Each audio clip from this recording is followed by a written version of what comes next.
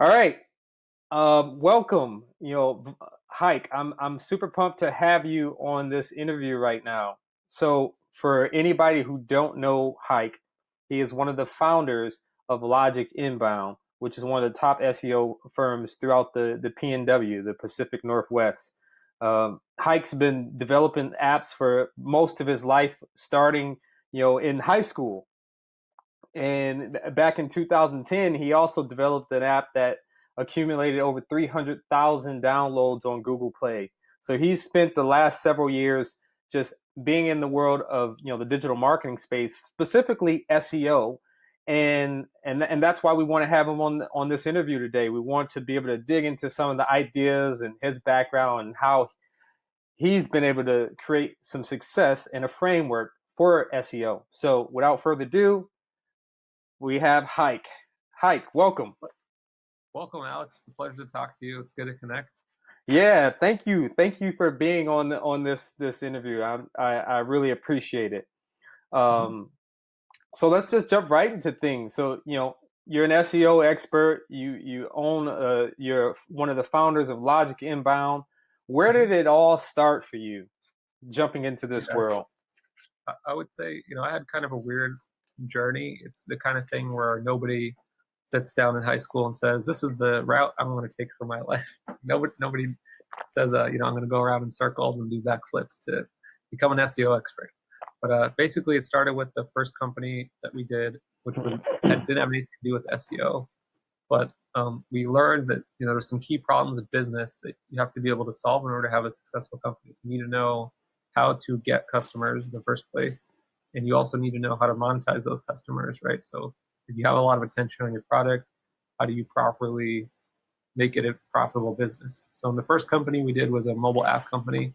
We did get a lot of downloads back in the day, but that was back when I was just finishing high school. So didn't really have any business experience, and we didn't really know how to monetize it super well, right? If you just Google online at that time, people would say, put advertising on your apps. So we did advertising, and it didn't really make a whole lot of money. We didn't really have the business sense. So that, looking at hindsight, we could have probably sold those apps to another company for a good chunk of change, and then moved on to our next business. But unfortunately, we just let it wind down because I didn't have the business sense back then. So from there, we said, okay, how do we do a business that is more easier to monetize? It's not super complicated with technology, things like that. So we said, let's do, recruiting for real estate agents. And you might wonder, how does that even connect? Well, the truth is it doesn't. The only reason we did that is because we had a friend who ran a real estate brokerage, and he told us, hey, I have this problem, right? Back at that time, we were reading general books about business, and they basically said, you need to find people that have actual problems that they're willing to pay for you to solve. And so we just talked to every business owner that we knew. He was one of the people that was willing to let us take a shot at it, having no company, no experience, no nothing, just to say, hey, you guys seem like smart guys, see what you can do. Wow. So we took that company into half dozen states. Eventually, we had about 13 clients. It wasn't like a huge business. I think at our peak we were doing maybe like 100,000 a year. It's pretty small relative to like an actual consulting company. And what we were starting to notice is that, okay, we have a couple of clients that we're doing this for, maybe a dozen clients. How do we actually get new customers? So we figured out how to monetize, which in hindsight is not that complicated. You just ask people to pay you. Make sure that the numbers work so that, if hypothetically, because our problem with that business was if we had every client that we could get in the country, we would be a $3 million company, which is pretty tiny if you think about the challenge it takes to dominate a market, especially when your customers are in the real estate industry. Wow. So you guys jumped into starting your own business, and you were figuring out things. And this is the beginning of your SEO. When you first started in that path, what were some of the things that you noticed that actually worked? That gave you the notion that, oh, this actually does get results. What were some of the things that you think you guys did good or did well that actually made a difference? Yeah, good question. So I think early on when we started, we were just kind of going off of what people said on blog posts and things like that. And eventually, what we had to do is basically test all these ideas that people are putting out there, because it's easy to put in a blog post. Oh, if you do A, B, and C, you'll be number one on Google. And it's like, okay, well, let's see. So that's basically, early on it was a lot of guessing and checking to see what works. And ultimately, looking back at it, it really is not that complicated from a practical perspective. You need to have good content, which just means that it's about the topics that you want to rank for, right? If you want to sell red shoes and you're writing about blue shoes, you're never going to rank for red shoes. It's not that complicated. And then it's about having a website that Google can understand and actually crawl, which basically just means if you try to open it on your old laptop from 1998, is it going to work? If it works, then it probably works for Google too. It's a simple way to think about it. And then the last part, which was the trickiest, I think, for us starting out, was links, which is basically, Google uses links as a vote of confidence. So if there's 10 people that are writing about the same topic, how do they figure out which ones to show higher, which ones to show lower? Assuming that the content is relatively equal, well, they look at which ones have the most links from other authoritative websites. So, for example, a website with a link from, like Moz.com or some other big brand is going to be more likely to rank on Google than another one that does not. So that, again, everything else being equal. So. And when you say links, you're talking about the website links, like the website URLs and stuff from different companies or different websites, I guess. Yeah, exactly. So if you go to if you're reading an article and it has like a word that's in blue and you click on it, it takes you to another website. That's a link, basically. Got it. So you guys had this success and you started figuring out this framework. What was the first, tell me a little bit more about those first 6 months because, and the reason I bring that up is because a lot of times you always hear um, companies say give it 6 months to a year to figure things out. For you guys, what was the first 6 months for you just once you figured out the SEO world? Yeah, good question. So I think this advice would work for any consultant or any kind of B2B. Is early on, you really just got to reach out to everybody do whatever you can to help them, right? We weren't just doing SEO when we started. We were doing, websites and advertising and Facebook ads and conversion like we do anything and everything we can do to help someone. And, in hindsight, we were probably undercharging, which is most likely why a lot of these people were willing to work with somebody with no experience. So at that point, really all you've got is your personal relationship with that client and that personal trust. And sometimes you're going to screw things up, and you've got to be willing to put in the work and fix things to avoid burning all your bridges. So puts the fire into your butt. But then I think over time you start to recognize, we're good at this, we're not good at this. This is what we should focus on. Obviously, what you're good at, not what you're bad at. So that's where I think the key difference is. For someone starting out, I wouldn't go into it thinking, this is the thing I'm definitely going to do. I'm just going to do this definitely for sure. I've got everything mapped out for the next 6 years now. Just go in with a vision is good, but then be willing to change early on and go with wherever you need to go to make revenue and be successful. I love that. And that's actually a segue to the next question I want to ask. So, a lot of businesses right now are in the midst of making shifts. They may have depended on things offline and they were depending on foot traffic. But now, one of the things that they're figuring out is that if they already had some kind of establishment online, it needs to make some changes with how they approach things. With an already established business that may have a little bit of traffic and a website, what's your recommendation or thoughts around how a company should approach that if they've already have a website built? Where should they even start to make a change in terms of trying to get results with the SEO? Yeah, good question. So I think the easiest thing that most companies can do that they're not really taking advantage of as much as they should be is with what's called Google My Business. So that's basically how you show up on Google Maps when people search for you on their phone. The way to improve that, the simplest thing you can do, especially in this time when people are stuck at home, is you can ask your existing and previous clients, especially if you're established. So it sounds like you can ask them for reviews. You can ask them to go through Google and basically just tell you about their experience with you. and you want to make sure to ask them to really describe the service that they had from you, right? So for me, for example, somebody writes a review that says, Hayk is really great, you should work with him. That's not necessarily as good, even if it's 5 stars, versus something that says, the search engine optimization services we got from Hayk helped our Seattle business. You get it. You're using the keywords in the review. So Oh, that's wow. a really simple thing I think that most businesses, local business, could do without really needing to hire somebody. Right? Everybody knows how to send an email. Assuming you're a small business, maybe you have 100 really good customers you could send them to. If you've got more, maybe hire someone like Alex, help you figure it out. But yeah, just asking for feedback is a simple one if you haven't done it before. And then there's other things you can do, of course, if you're a more sophisticated company, you've got a lot of marketing going on, but I don't want to get too in the weeds. Yeah, yeah. Oh, I love it.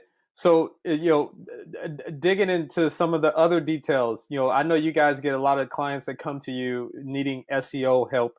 What, Mhm. if this is a two-part question. The first part is if you are looking to get help from an outside person, what are some basics that a business owner should have or try to pull together before they meet with an SEO expert? Yeah, good question. I think really the key, and I've kind of learned this the hard way, hiring consultants ourselves, really the key is having someone who can give you references that are similar to you that they've worked with. So, for example, when we're talking to a new client, right, it's very easy for them to see that they should work with us because we mainly focus on healthcare and doctors and clinics. And they can see, oh, they have a case study on their website. They helped, this doctor and this doctor and this doctor succeed. They can probably help me too. So that's what I would really recommend to any business is try to stay away from generalists who claim they can do everything for you and do it amazing. Because really, that's not true, right? You don't go to like a primary care doctor to do spine surgery, right? Yep. They're gonna just say, hey, go to that specialist. And a trustworthy marketing company will do the same thing, right? You might have someone who works with branding. They'll say, okay, you need to work with this guy for SEO. He's a specialist. At the same time, with a smaller company, if you don't really, if you're not really trying to be serious about it, you can do some basic things that anybody could do. Like just having a website is the first requirement for SEO, and any website designer can help you make a website. So it's really when you want to start taking it to the next level that you really need to make sure you're working with a specialist that not Mm, only, not only is really excellent at SEO and they can prove it to you, but that they actually have worked with clients like yourself. Because the kind of dirty secret that most consultants don't want to tell you is if they've never seen a client like you, they're going to be spending a lot of time learning, which means they're either going to be billing you for those hours, they're going to be learning about your business, or they're going to be making mistakes. And if they're honest and they're trustworthy, they're going to be putting in the extra hours, working extra hard to make sure you're successful. But unfortunately, most people, they're just there for a paycheck, and if it doesn't work, they just throw up their hands and they walk away and they move on to the next client. So yeah, wow. I'm glad you shared that. So it's very important to be able to shop around and find specialists in an area of focus that you're trying to get help with. mhm. Now, is SEO, because I know you probably get clients that you guys may turn away because it may not be a good fit. Do you feel, what's your thoughts on SEO? Is it for every business or every Mm, industry? definitely not. A common example is a company that makes a new or innovative product that people don't really know about. So a good example, we're looking at a company that makes like this type of gum that's kind of like it's like an energy drink in the form of gum. Like you chew it and it has all the same ingredients and things, so you get energy. There's really not that many people searching for energy gum, right? Yeah, So I haven't heard of it. nobody's ever heard of it, right? But what I would recommend to them is they should really focus on Facebook and social media advertising. Because the way I look at it is there's two types of marketing or advertising you can do. You can do marketing to people that already have buyer intent and they're looking for a solution. That's things like Google search advertising, SEO. And then there's advertising to people that aren't actively looking for something, but if they see it, they'll be inspired. They're kind of in discovery mode, right? So when someone's scrolling through Facebook, they're just looking for anything that looks interesting. And, you know, if it's a new or exciting thing they've never heard about, then that's where your novelty works. It doesn't work on Google because if you make a new product that people don't already know about, Google depends on you attracting people that are already searching for something. You're not going to inspire people to search for something just by having a website. You need to do banner, like social media or something else that raises awareness, basically. So what you're saying is whenever there is whenever there's a market that people just don't know about and nobody is familiar with, those are the scenarios where a person wants to avoid SEO. Should they still be uh, uh, um, should they still invest time in structuring their site in a way to in the future be SEO ready, or is that something they should just hold off on? I think it's probably something worth considering like 1 or 2 years down the line if you're really creating a truly innovative product, because most people can do the basics without hiring a consultant or expert. Like really, if you just have the words that you're talking about on your website and you're the only person that ever made that product before, and you're probably going to show up on Google for it. Now, the trick that I've seen with some startups and things like that is they'll choose like a very generic name because they want to be cool, and they don't realize that like let's say you call your company like Apple. Like, okay, there's already a huge company called Apple. Apple already means 10 other things. If somebody searches for your Apple widget company, you're never going to come up and you're going to be losing clients. So at least pick a unique name if you're from an SEO perspective, or a combination of a keyword and a unique name. So for example, Logic Inbound, no other company was named Logic Inbound when we created that company. Obviously the words logic and the word inbound are not like fake words, right? They're just combining two real words. Yeah. So that's what I would recommend for startups is either make up a completely unique word that doesn't exist or combine two words in a way that hasn't been done before, to make sure that at least people, when they're searching for your company because they saw you on Facebook, for example, they can actually find you. It's too often seen like some startup gets really clever and they have a name that you can't spell, or it's the same as another company and the other company shows up. Now they're in trouble. So I love it. that's my suggestion. Yeah. Well, it makes perfect sense.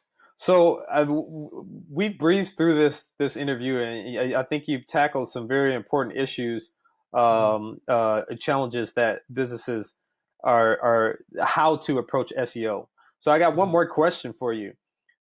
If you were to give a business in like the current times right now that is established, people know about the type of product or service that they do, but they're trying to break into the SEO world in terms of building their SEO. What if you had one piece of advice for them? What would that piece of advice be?